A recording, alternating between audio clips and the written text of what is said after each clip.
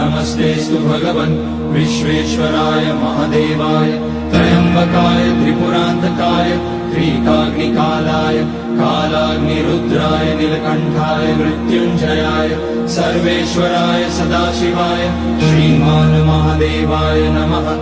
ॐ नमः शम्भवाय च मयोभवाय च नमः शङ्कराय च मयस्कराय च नमः शिवाय च शिवतराय च।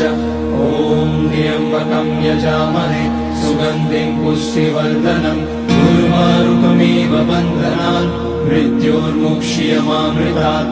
नागेन्द्रहाराय त्रिलोचनाय भस्माकराय महेश्वराय नित्याय शुद्धाय दिगम्बराय तस्मै नकाराय नमः शिवाय। मन्दाकिनी सलिलचन्दन चर्चिताय नन्दीश्वर प्रमथनाथ महेश्वराय